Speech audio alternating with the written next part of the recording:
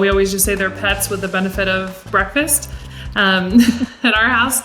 And I've seen a lot of different things that I wasn't expecting with chickens. And I talk about this in my book about how they really have an effect on your emotional health. And I know that sounds like really crazy, but just like getting a dog when, maybe you're down in life, and how they can cheer you up and how you can connect with them. I found a lot of times if my anxiety is high, or I'm dealing with like some heightened emotions or heavy world stuff, that if I just go sit with my chickens, it really brings down my emotions. Welcome, Nikki, to the Paws Effect Podcast. I'm so excited to have you here. So yes, I don't know whether you know anything. I don't know if you know anything about this podcast. This is generally, we talk about cats and dogs, but this is a super selfish, as my 100th episode that's going to be going out. I have opted to discuss backyard chickens with an expert. So thank you so much for your time. It's very exciting. So just to give the listeners a bit of context, you're obviously not based in South Africa. Tell us where you're from and what you do. Yeah, I'm from the United States. I live in Ohio, and we're just now getting spring back. So for a little bit, we're going to be bouncing back and forth between snow and 75 degree Fahrenheit days. So that's our weather right now. I am a backyard chicken keeping author and content creator, and I just educate people here on social media about how to take care of chickens. And I have a background in education. I taught 6-year-olds for 10 years, and I have a master's in education, and I'm just using it in a different way now. That's fantastic. The content that you're putting out is excellent. So well done for that. It really resonated. So I am a backyard chicken keeper. Fairly new to this. So like I said, this is a slightly selfish interview where I can ask questions that either are all over our chicken group on our social media page or on our WhatsApp group. I don't know if it's an app you're familiar with, but we have a chicken WhatsApp group, and often people go like, what do I do? What bedding do I use? And one thing I realize is we really struggling to get good information, because there's a lot of misinformation out there.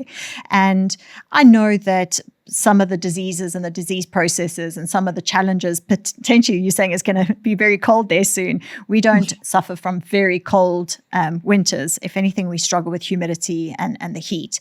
So I know that we're faced with a lot of sort of different challenges. But I thought I could have a discussion and tap into your expert knowledge and just answer or ask some of the questions that are really going to resonate with me and a lot of my listeners. So excited. So I think probably to set the scene, a lot of South Africans are fortunate enough to have some space in their garden where if they wanted to, they could keep chickens. And I think, other than laughing and making jokes, and I'm sure you see it all over social media about the price of eggs, there are a lot of benefits to keeping chickens. So what is your feeling about keeping them as pets? Mine really are... There's different ways to keep chickens. You can keep them as just livestock, the chickens in the backyard, and they produce eggs and you throw them their food and you go about your day. Mine are, I think, pets before that. So we always just say they're pets with the benefit of breakfast at our house. And I've seen a lot of different things that I wasn't expecting with chickens. And I talk about this in my book about how they really have an effect on your emotional health. And I know that sounds like really crazy, but just like getting a dog when, maybe you're down in life, and how they can cheer you up and how you can connect with them. I found a lot of times if my anxiety is high, or I'm dealing with like some heightened emotions or heavy world stuff, that if I just go sit with my chickens, it really brings down my emotions. I was having like heart palpitations about 5 years ago. I'm sure you can imagine why, but I went out with my chickens, and it would literally bring down my heart rate. And it was just kind of a surprising aspect to keeping chickens. I think another benefit for me, I have children in my house, just them seeing me taking care of animals with compassion and love, and it really resonates with them, and they really just take on those abilities too. So I hear from a lot of people outside of my immediate family, wow, your kids are really compassionate towards animals. And I think that has a lot to do with us having a lot of animals at home, and they name them and they help take care of them. So that's been a huge benefit for us. And then of course, on the property, they're great at composting. They're great at eating your kitchen scraps and cutting down on waste, stuff like that. Cleaning up my garden at the end of the season. I have their chicken run attached to my human garden. It's actually chicken safe. Everything in there is chicken safe, but we open it up when we're done harvesting, and then they go in and clear out all the weeds, and they fertilize and do all that stuff. So it's ready to go for the next spring. So it's really kind of cyclical thing going on at our house. That's incredible. And I can definitely relate to the fact that you say, particularly when you're raising children, my son owns the chickens. He's responsible for them. Every morning he's got to let them out. He's got to feed them at night. It's one of those things, as part of the responsibility, he has to put them away. And, if it's getting dark and he's a bit scared to go down, it's too bad. Do you want to risk your chickens? And so I think it's really taught a lot of responsibility. And, yes. I think for him, it's the same. I think he feels calm with them. He's connected with them. And I think until you have chickens, it's a bit like some people go, I'm not really into cats. Until you have pets that you connect with, whether it's cats or dogs or chickens, they really are great at slowing everything down and making you be present and with them.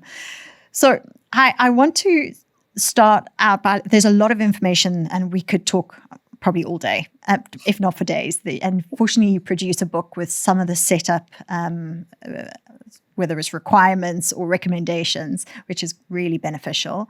And we can refer people to that. But if someone said, okay, well, I want to keep chickens, do I really need to have a big setup? Can you leave them in your garden to free range? Is that an option? What is the minimum requirement for keeping them? Yeah, I think they need a safe place at night to sleep that's locked up and safe from predators. And if you're going to have them out free ranging, which many people do, you're going to have to be okay with possible loss. I don't know what kind of aerial predators you guys have, but hawks are the worst for us around here. There's like bald eagles around us, and owls will come over and they will take your chickens if they don't have protection. So if you're going to free range them, a really great thing to do is provide them with shelter that they can run under and hide. A rooster possibly out there with them, so the rooster can watch out for predators. I think that's a really great addition if you're going to be free ranging your chickens. Our rooster is very good he doesn't forage for himself. He doesn't do any of the scratching around. He just keeps his eyes in the air and lets the girls with their heads down scratch around. And if he sees something, he will make the call and they all run to safety. So as long as there's a safe spot for them to go, I think free ranging is a great way to raise chickens. And when people are making the decision about, that initial setup, is it better to start small? I mean, I know that everyone has great intentions. When they get into it, you can't help but add. From personal experience, you're like, another one won't do any harm when you add. Yes. But particularly also because there is the risk of loss. And we'll go into that, and I'd like some advice on that. But when you're discussing it, is it advisable to have a rooster? Is that and is it one rooster with some hens, or can you have multiple roosters? Okay, so setup wise, I always suggest start bigger than you think you're going to need, because in chicken keeping, I feel like the majority of people will change their setup every few years because either they don't like the way they have, everything set up, and they don't like the way they have to clean, or where the chickens are sleeping, or, like you said, you're going to add in chickens. And it's not just the need for, I just want a couple more, baby chickens. They're so cute. It's the chickens over time stop laying eggs. And if you're going to keep those chickens and just let them live out their life on your property, then you're probably going to want to get more chickens who will lay eggs consistently. So you have that, that source of eggs to support your family. So adding in those chickens as time goes on, you're going to want a bigger space, I think. In the beginning, I started small, and I've changed my coop so many times I can't count. And I just replaced it again a couple years ago, and I'm already thinking, should I go bigger again? Because the original plan was we're just going to have 6 chickens, and now we have 56, and I have 2 separate coops, and geese and goats got added in too. So yeah, I think starting bigger than you think you might need is a good move if you have that ability. You don't have to start big if you need to save funds, save money elsewhere. You can, start small and see how it goes. And if you like it, then really invest in it. And then as far as the rooster question, you don't have to have a rooster. Roosters are not needed for egg production. They are needed for chick production. So if you want your hens to produce eggs that are fertile, they need a rooster to mate with them to make those eggs fertile, but they'll lay eggs regardless. But I think having a rooster is very valuable because of the protection aspect. I will say 1 rooster for every 10 to 15 hens. If you have more than that, more roosters than that ratio, then they overmate with the hens. They can fight with each other because there's not enough ladies to go around. And it kind of becomes a problem. We have 1 rooster in my big coop he has 30 hens. And anytime we've ever tried to add another rooster in with him, he is not a fan of that. He likes to keep his ladies to himself. Even if it's his own flesh and blood, his own sons, he doesn't like them there. He just fights with them. So we've only kept 1 rooster with that big main flock. But you can keep more than 1 as long as you have enough hens for them. Hey there, pet parents. It's Dr. Carra, the ultra pet vet here. Brachycephalic, meaning short-muzzled dogs, have uniquely shaped jaws that can make picking up and chewing normal kibble really difficult. That's why UltraPet has created a kibble specifically designed for easy pickup. It contains glucosamine, chondroitin, and green lip muscle extract to help support your dog's joints so that they stay mobile and active. The inclusion of beet pulp and prebiotics helps support a healthy gut by promoting the growth of beneficial bacteria in the digestive system. Omega-3 and 6 fatty acids promote a shiny coat and a healthy skin. UltraPet offers 100% money-back guarantee. Try UltraPet's premium recipe for short-muzzled dogs today. And in terms of nesting boxes, what is the ratio in terms of that setup? The general rule of thumb that I've seen out there is 4 nests. For every 4 hens, you want to have at least 1 nest box for them. I have a little bit less than that ratio now because they don't lay in all of them anyway. They usually tend, as you know, to kind of hoard them in one spot. And there's actually a cool reason for that. They're not just, I'm going to lay mine with this girl. It's because they found that spot to be safe, or somebody else has found that spot to be a safe spot for their eggs. And so then they lay them together so they're easier to protect. And this is coming from chickens who've, their ancestors living in the wild. They have to keep their eggs safe. And so that's kind of why they do that. But you can definitely have a little bit less than that if you want to, and they'll be just fine. But 4 hens to 1 nest box is generally the rule of thumb. And that's very interesting because I agree. I've got all these nesting boxes. They seem to just have a preference for 2 or 3. So in terms of putting them in at night, they obviously need somewhere to perch, don't they? They don't generally. I find one may prefer the ground. But what is it about perching at night? Yeah, I always say make sure we call them roosts here. You call them perches there. It sounds like we keep our roosting bars higher than the nest boxes because I don't want my chickens sleeping in the nest boxes because then they'll, defecate in there. Then your eggs are dirty. And so they like to go, most of them, to the highest spot in the coop. So we just kind of keep them higher. And the nest boxes, I have mine right on the ground. So those are the lowest spot. And I don't have any that sleep in mine anymore. So that's really good. And I like to give them at least 8 inches up to 12 inches of space on the roosting bar. So if you measure, your perch and you have a certain amount, you need to divide that by 8 or 12. I say that range because if you have little chickens or the bigger breed chickens need a little bit more space. But as long as they have enough space, then you can add more chickens in there. Which a lot of people do. And then in terms of bedding, have you got any advice? Because there's a lot. This seems to be a subject that is quite contentious. What to use as the bedding material. Yeah, and that's one thing I think you kind of have to play around with to see what you like the best, because there's goods and bads. I think with all the different kinds of beddings, I've tried straw, I've tried pine shavings and sand, all sorts of stuff in my coop. And I've landed on hemp bedding as my favorite. I don't know if you guys have hemp bedding in South Africa, but here we have hemp. And I love hemp because it's a renewable resource. It's not, you don't have to cut down any trees for it. There's no respiratory stress on the chickens like there is with pine shavings. Sometimes it's very, very low dust, if any at all. So that's really great. and it's very absorbent. And so the chickens, when they poop on it, it absorbs all the liquid and it keeps your coop nice and dry. So I really, really like it. And it's also really great in the compost. It breaks down very quickly. And this is what you're saying is really important in terms of having a lovely ecological system to be able to repurpose a lot of that bedding. So you want to use something. How do people manage sand? Yeah. So when you're using sand in the coop, you're usually sifting it with maybe a kitty litter scoop, or we have bigger sifting shovels now on the market here because a lot of people do use it. And you sift it out. The sand does stick on there a little bit, but as long as you sift most of it away and then you add a lot of carbon material in your compost, it will be okay. It'll just be a little bit more sandy soil than you might, be used to, but it'll still work. Yeah. And obviously, there are a lot of people have preferences, a bit like the discussion on which breed of dog or cat to get. A lot of people will go, I've always wanted, whether it's Silkies or there's so many breeds that we have the privilege of having choices on. Is there a good starter breed? Is there a particular type of chicken that you would say, these are really friendly, these are really easy to keep, they're hardy?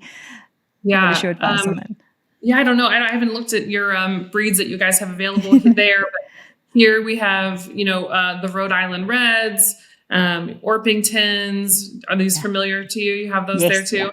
Yeah. Cochins are really friendly and docile. Let's see, Brahmas are really cool. Morans are really nice. I think any of those egg-laying breeds are good breeds to start with. And you may get one who is a little temperamental or doesn't want to be touched or held, which is, I think, most chickens. But, that happens with anything. You're going to get different personalities mixed in there. I would say, since you guys don't have a lot of cold weather that you could get away with, leghorns, here we have to be a little bit more careful because they have such big combs and wattles and they can get frostbite here really easily. So I tell people that live in cold climates to kind of stay away from those to start with. I would say the Silkies, the Polish with the crazy hair, anything that looks a little bit more fancy, you might want to stay away from at first until you get your handle on chickens because they do tend to be a little bit more fragile. Little delicate things, very pretty. Yes. nice for fancy keeping. They're very interesting. And like you were saying that they all have different characters and they're often, you can get to know them even if they look very similar by their character. Are they easy to train? Can you actually form that kind of connection with feeding and treating and spending time with them? Yeah, I really think so. My children, I have a 9-year-old and he's taught our chickens tricks. We have one that knows how to hop up on your leg. If you just kind of click your fingers, she knows to hop up. You can train them to come back to the coop. They won't go far. A lot of people worry when they get them, are they going to run away from home? But they don't. They like to stay where their sleeping spot is, or at least close by. So training them to come back is important. So having a nice bag of treats, ours like grubs, to be able to shake it and they know the sound and they know if they run back in, they're going to get those treats. Then that's, a really easy thing to do with your chickens to train them. But yeah, my kids have fun kind of teaching our chickens tricks now and then, which is cool. They were teaching them how to pick out a color most recently, where we would put different color pieces of paper and have a little clicker. And if they tap the right color, say blue, and if they tap it, then they click. So that's their most recent plan, is to teach them how to tap colors. We'll see if it works. They're very intelligent. So when it comes to feeding, I think it's very difficult because often you go, and I don't know how different it is in the US, but you'll go to a supplier and you'll say, I need laying pellets or generally a lot of people use the pellet form. Mm-hmm. How do you know that the food you're feeding is of adequate quality, and what are you asking for?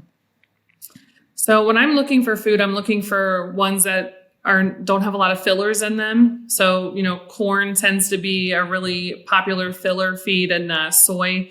I kind of stay away from those just because they don't have a whole lot of nutrient content for them, and there are better sources for feed. Of course, chickens can live on that kind of stuff as long as it's appropriate nutritionally, it's all balanced out. And most of the feed brands do make sure that they've got the right nutrients balanced in there. But those are two things I kind of tend to stay away from.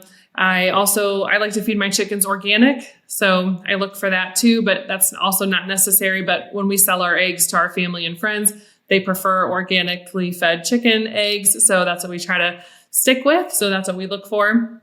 But I would say as long as your chicken feed is formulated for the age of the chicken, then you should be good. You definitely don't want to do a scratch feed. I don't know if you guys call it that there, but here it's kind of like just a treat. It doesn't really have like nutritionally balanced ingredients. It's just kind of stuff thrown in a bag that chickens like to eat, and people can throw it out as a treat. You don't want to use that as their main source. You definitely want either, here we call it starter feed, which is for 0 to 8 weeks old chicks. And then we have grower feed from 8 weeks old until they start to lay eggs, and then layer feed after that, which is kind of how ours is set up. I don't know if that's the same for you. Yeah, it is. And how do you notice that there are nutritional issues? Are there any signs that you can recognize in your flock if their nutrients or their food's not adequate for them?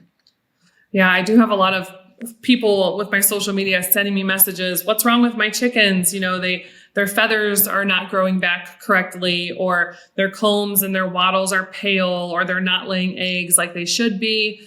They're getting sick more often. All of these things can be signs of nutritional deficiency. If you have young chicks and you're just feeding them, some people will just kind of make their own little blend and feed them stuff out of their cabinet, believe it or not, oatmeal or whatever. And then the chickens are, the young chicks especially will die quickly if you do that. So, death can be a cause, or can be a side effect of nutritional deficiency too, but basically just overall unwellness. And you can tell by looking at chickens who are fed really well. They've got beautiful plumage. Their feathers are gorgeous. They're growing back after a molt appropriately. They look healthy. They lay eggs like they're supposed to. Those are all signs that you're feeding them correctly. And the common diseases that you're seeing, or what are typical things that people struggle with? I mean, I know in this humidity, we have a lot of questions about mites. Oh, okay. Yeah. Mites, external and internal parasites tend to be, I think, probably the biggest thing that people deal with here too. Mites, lice, chickens can get those. We can get fleas. The only thing we've dealt with here on our property is mites, and pretty easy to deal with as long as you have the right stuff and you handle it, and then it's okay. A lot of people will freak out. When you get your dog at home gets fleas, it's a whole household thing where the fleas are everywhere and everybody's worried about themselves getting them too. But mites are a little bit easier to deal with chickens. You just treat them and then, it's okay. Internal parasites. So, roundworm and kekel worm and all that kind of stuff. Those things can infiltrate your chickens and cause them to be deficient nutritionally. It can cause them to be stressed out, not lay eggs, and then just really unwell. It kind of depletes their ability to carry on with life. So you definitely want to treat that. We have a lot of coccidiosis here. I don't know I'm sure you guys have that there too. Yeah. That can be caught pretty early on as long as you're observing your chickens and you know that they are acting normal. That's usually the first sign that they kind of get lethargic. So that's something to keep in mind too. And keeping their areas nice and clean, their water fresh and clean. We don't want them to be around a lot of feces. That tends to be the culprit with that. But other than that, we do have Merrick's around here. Avian influenza, of course, is going around right now. That's pretty much the majority of the major things that we see. So one of the things, obviously, dealing with small animals, as I started our conversation, is a lot of people have cats and dogs. How easy is it to manage that situation if you've got dogs or cats on the property? Are they okay to keep? Yeah, so I have an indoor cat. He only has 3 legs. He's not allowed outside. But my outdoor cats, I have 2 of them, and they come in at night to be warm, but they stay out during the day. And people were really concerned with me getting, we call them barn cats, because, you have chickens, you have baby chickens around, and they have never bothered them whatsoever. I actually rescued them as kittens. They were living in my friend's woods, kind of feral by themselves. So we brought them in, kept them around our chickens, but like enclosed in a cage so they couldn't get to them. And after about a month, we let them out and they did really well. You'll just find them sleeping in the yard with chickens pecking around them. They don't bother the babies, but they do catch all the mice, which is really helpful, especially when you have chicken feed, you're going to attract rodents. So they do a really good job of keeping that population under control. My dogs, on the other hand, they would love to catch a chicken if they could. And I'm sure there are people out there who are very capable of training their dogs to leave their chickens alone. We have not done such a great job of that. So we have a really nice fence that they can watch the chickens because one of our dogs is actually a bird dog. He's, bred to hunt birds. We don't hunt, but that's his instinct. So he has to stay behind the fence. Definitely. He's waiting for that opportunity. And in terms of other cats, do you have a population that sort of comes into your property? I mean, obviously your cats are fine, but do you ever have issues? I mean, we obviously in South Africa, we are always concerned about wild animals, a bit like the birds of prey. We always are worrying that something, which is why it's so important to go in to that coop on time. Is that something that you struggle with over there?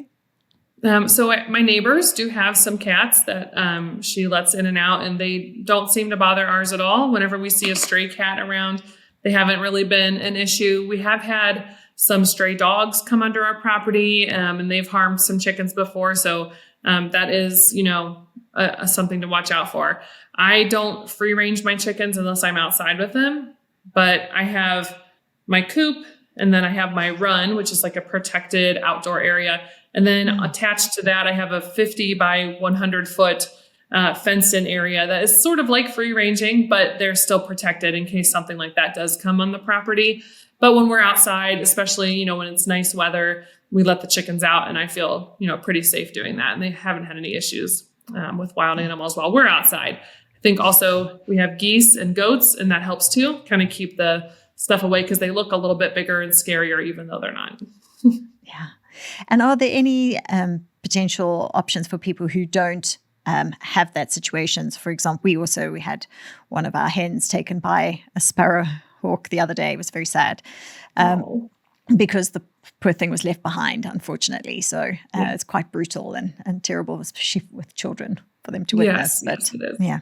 So are there any practical solutions, hanging shiny things, obviously protecting or providing them with an area that they can run into, like shrubbery and some shelter? But are there any other tips that you can provide us that may deter some of these birds of prey? Yeah. In my garden area, it's not really protected by trees and shrubbery. So we have bird netting over top of that, so they can't get in there.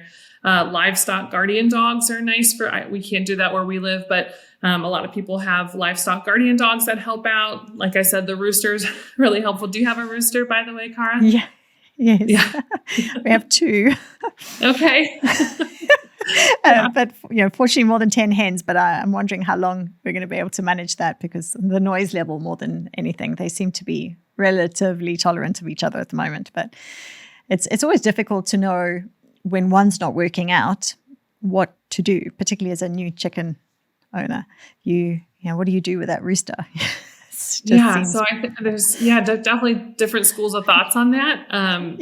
We don't eat meat at our house. We probably should, because we're raising chickens. We could easily do that humanely, but I don't. It's not, my kids do, but I don't. And I don't think roosters make the best meat either. So if you're keeping them for a long period of time, the older they get, it's kind of tougher meat. So a lot of people don't. But there are a lot of people in my area who will take in roosters, raise them, and then process them for meat. And I think that's at least a humane way to do it versus what we're getting at the stores anyway.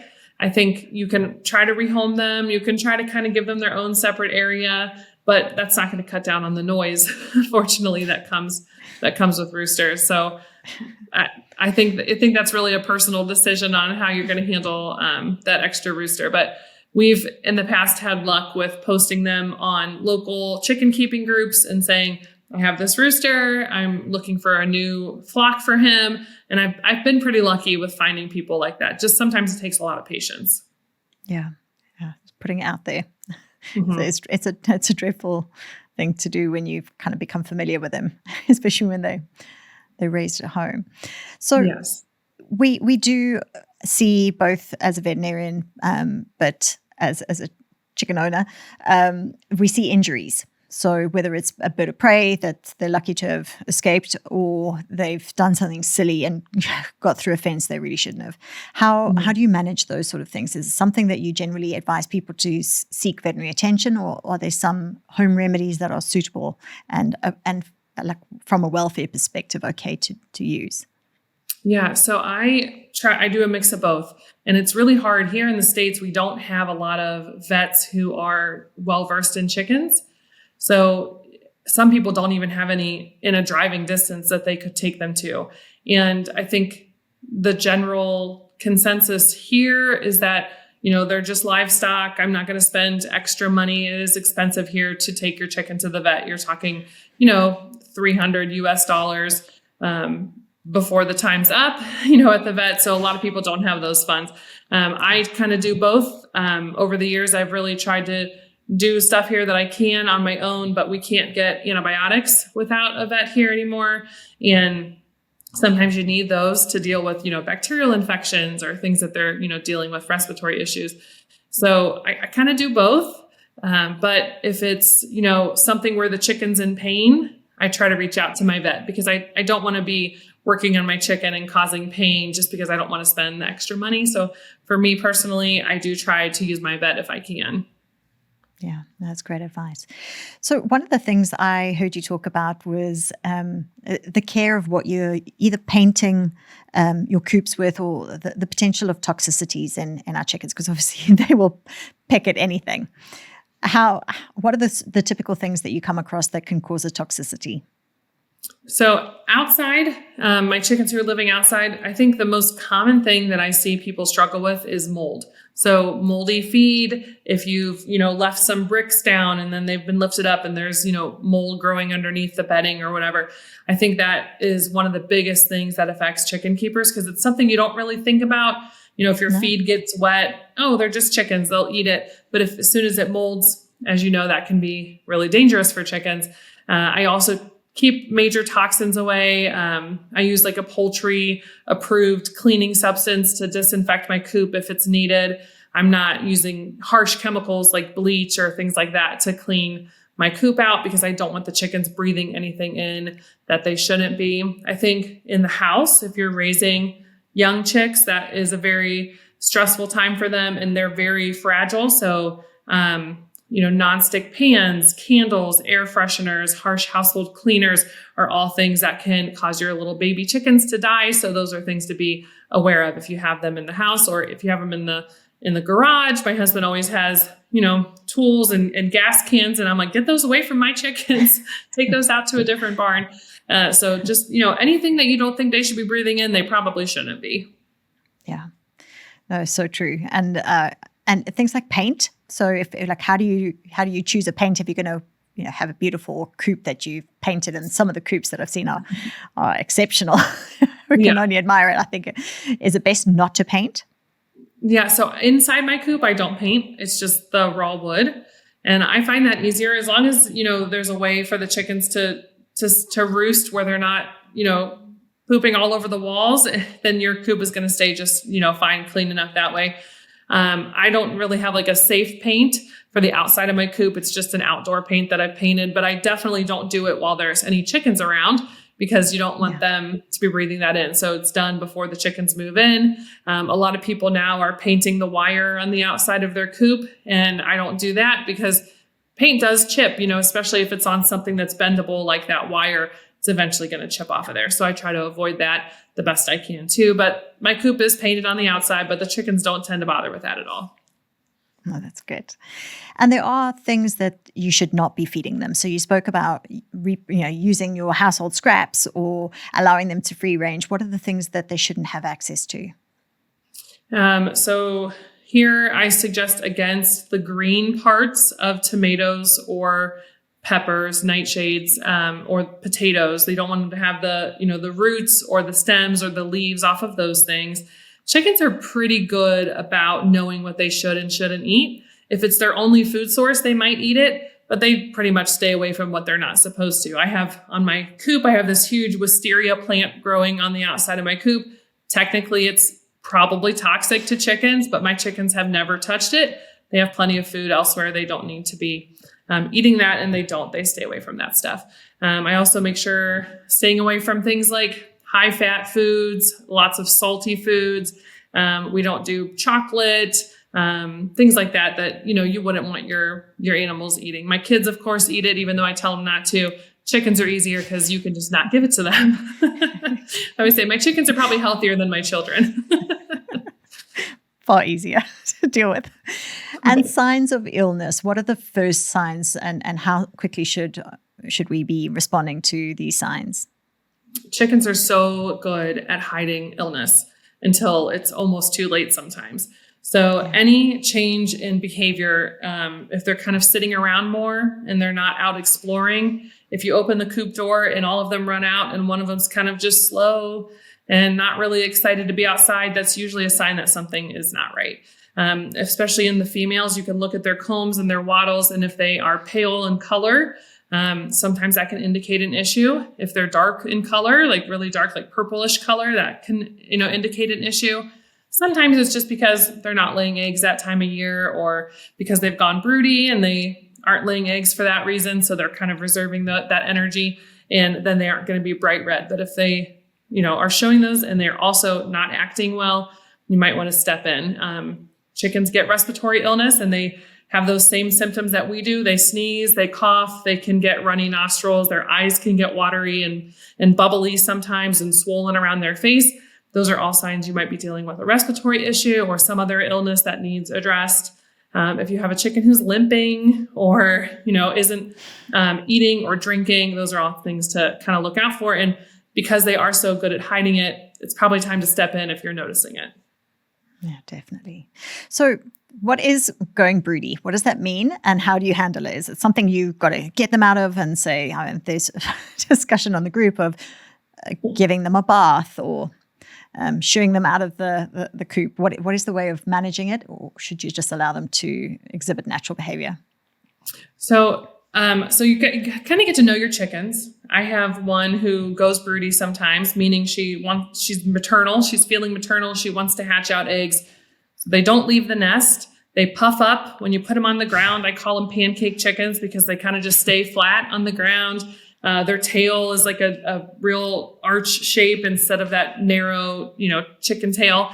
And they just squawk at you and they get real protective of the eggs. So that's when you have a broody hen. Sometimes it's okay to leave them broody if you want to. I have a couple who kind of snap out of it after a couple days and they give up. I have others who will be broody the rest of their life if you let them. And it really depletes their health because they're only getting off the nest once or twice a day. And they're going to eat, they're going to drink, they're going to defecate one time, and then they're going to go back to the nest. And then they're going to kind of withhold all of their bodily functions and kind of suppress their appetite just so they can stay with eggs and keep them warm to hatch them out. Well, if you are going to give them fertile eggs to do that, that's okay to do, because just like a human being pregnant for, 40 weeks, you can handle that stress for that amount of time. But if they're not going to hatch out those eggs in the 21 days and you're just going to let them sit, it is going to start to deplete their health. So if you don't want them to hatch eggs, I say get them off the nest. And a few years ago, I did a experiment. I had a hen who's very broody. Actually, she's broody again right now. I just saw her today. I did everybody's suggestions. I said, tell me how you break a broody hen and I will try it and see if it works. And nothing worked. Somebody told me, take her for a drive to the coffee shop. And when you bring her back, she'll be fine. And it did not work. We did the soaking in the cold water, all the different things. The only thing that works for us is to take a metal crate with a wire bottom. I put some bricks underneath it. So the crate sits on top of the bricks and then there's airflow underneath. So if she's walking on the wire, kind of like a rabbit cage might be, where they're walking on the wire and there's air underneath. I give her one roost, food and water, and keep her in there for 2 or 3 days. Sometimes I have to take her away from the coop so she can't see the nest boxes, probably in the garage or in my mudroom in my house. And after 2 days, then she's usually done being broody and she'll go back to laying eggs within a week or 2. Oh, that's a useful tip. So if you have a situation where you've got your flock, but you want to add to it, what is the best way of introducing one hen, multiple hens? What's the best way and best time to do it? Because this is a common question on our group. Yeah. So I love getting chicks, babies at my house. And if I have a broody hen, the perfect way to do it is just to slip them underneath her at night. As long as she's, a hen that's kind of ready for it. You don't want to do one who is, 20 weeks old and it's her first time going broody. That a lot of times they don't stick with it. But if you have one who's a little bit older, you can put those underneath her at night, leave her there, come in the morning and see if she's attached to them. And a lot of times she'll just adopt them as her own. And she will introduce them to the flock. She'll protect them. She'll keep them safe. She'll put the rest of the flock in their place a few times and nobody will bother them for the rest of their lives. It's a really great way to do it. If you have older chicks who you've raised yourself that are 5-6 weeks old, as long as they're feathered and they're ready to go outside, you can start introducing them to the flock. I like to do it earlier rather than later. I think it's harder to introduce them once they are, 13, 14, 15 weeks old, because they're almost the same size as the full-grown chickens. And sometimes they hold their own a little bit. They want to fight back. If you bring in the younger ones around 6 to 8 weeks old, then they kind of learn their place in the pecking order pretty quickly. And then the integration goes a little bit smoother, in my opinion. I will bring them into the run, into the coop, in a crate of their own with food and water, and let the other ones get used to them for a week or two, and then let them free range together, or kind of open the crate so only the babies can get in and out and the big ones can't. That way they can come out, get their feet wet. Maybe it's not so safe, go back in if they need to. And I think as long as you are patient with it and give it the time it's needed, then they do really well. If you kind of just throw them in with the chickens, the ones who are already there are probably going to hurt them. So just be cautious with that. Definitely. I think that's probably what most people are experiencing, is introducing them a little bit too old to the flock.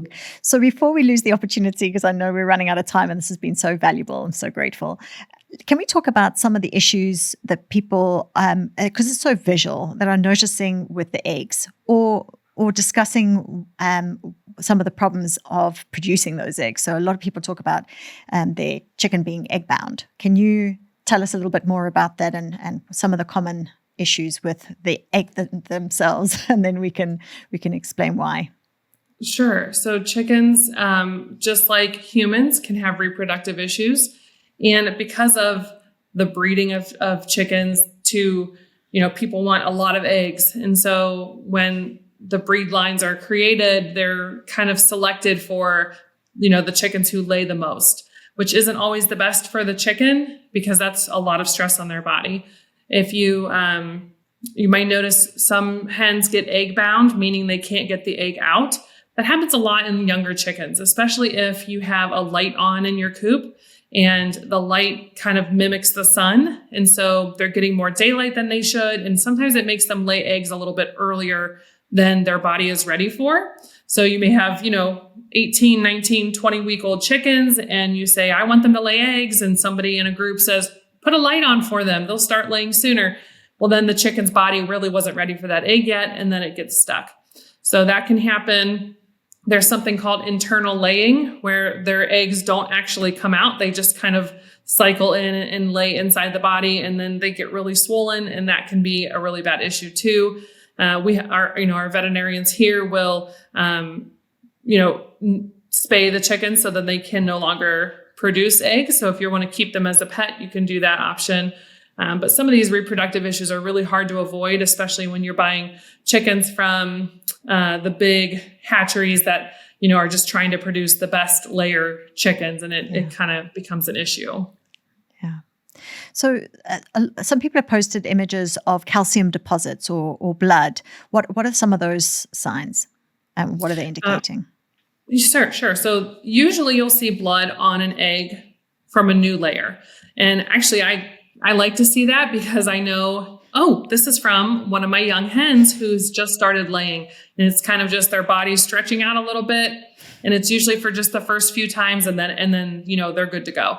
If it's from older chickens and you're seeing blood on the egg, you probably should, inspect all of your chickens to see who that's coming from. Sometimes you may have a prolapsed vent where, their inside is kind of coming out, and you kind of have to deal with that. Especially if other chickens are pecking at it, which a lot of times they will do that. If, the vent is kind of sticking out, the chickens will peck at it and then cause blood that way. But if it's a new layer and it's just little streaks of blood on the egg, totally normal to see in the beginning.